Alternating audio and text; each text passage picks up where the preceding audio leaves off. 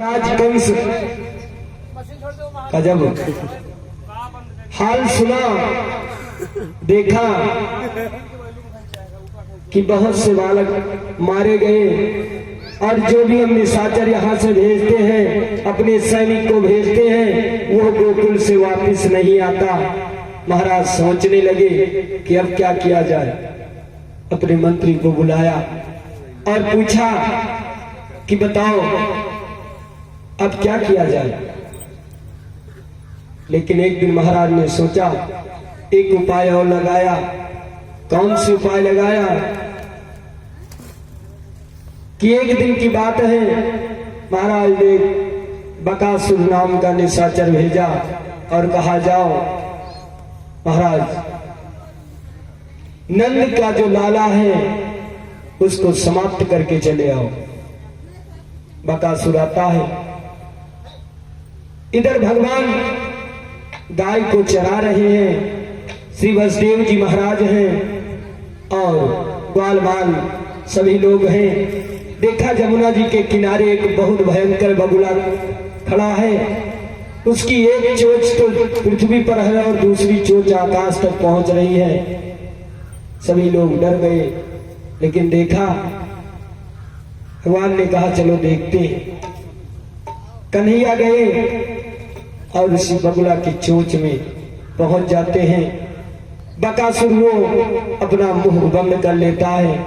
तभी भगवान इतना भयानक अपना रूप बनाए, अपने शरीर का माप बढ़ाया कि उसकी चोंच फट गई और उसका उद्धार हो गया। तो बोलिए श्री वाक्य बिहारी लाल की जय। कुछ समय और बीता। महाराज सुखदेव जी कह रहे हैं परीक्षित, कुछ समय निकल जाने पर एक निशाचर और भेजते हैं। उसका नाम है प्रेरणावक्त। प्रेरणावक्त जानते हो भैया कौन है? सुरेश जी।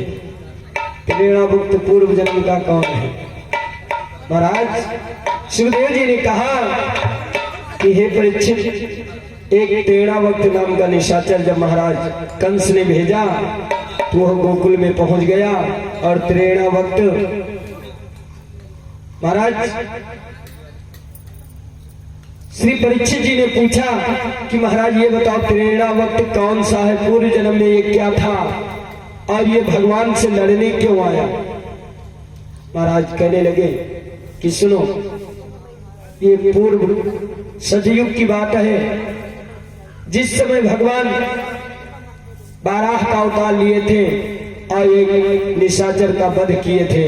जानते हो कौन है वो? प्रेरणावक्त पूर्व जन्म में पांडव देश का राजा था, लेकिन उसने भगवान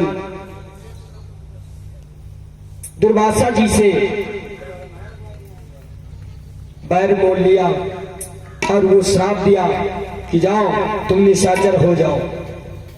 इसीलिए आज वही पांडव देश का राजा प्रेरणावक्त नाम का निशाचर बन के आया है। भगवान ने उसका भी उद्धार कर दिया। बोलिए श्री वाक्य बिहारी लाल की। समय बीतता गया। कुछ समय के बाद एक सक्टासुर नाम का निशाचर आया। भैया सक्टासुर कौन है? सक्टासुर महाराज हिरण्याक्ष का पुत्र था, जिसका नाम था उत्कच।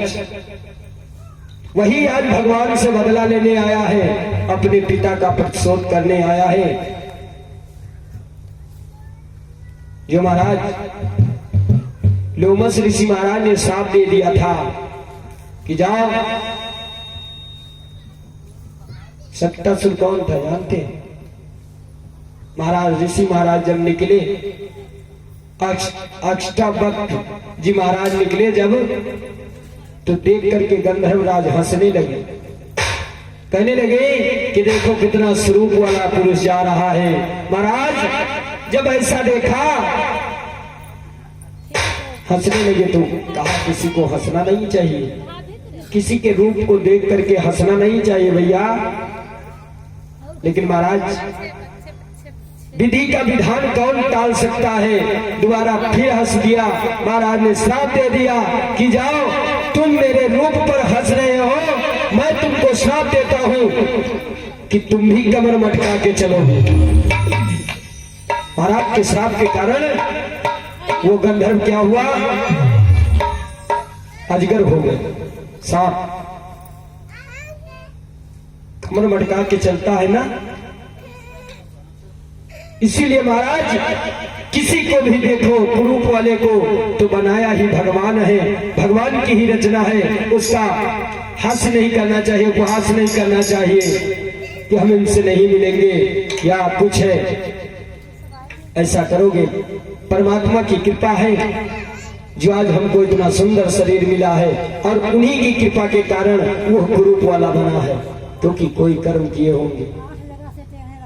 आठ जगह से महाराज अष्टवक्र जी टेढ़े थे, लेकिन तपस्वी बहुत थे। वो कहते हैं ब्रह्म वाक्य जनार्दना, यदि सच्चा ब्राह्मण है और उसके मुख से वाक्य निकल जाएगा तो उसको ब्रह्मा और विष्णु महेश तीनों नहीं टाल सकते। इसलिए कभी भी हम आगे की कथा में बताएंगे कि भगवान कृष्ण ने कहा था कि अगर अपने परिवार को बढ़ाना है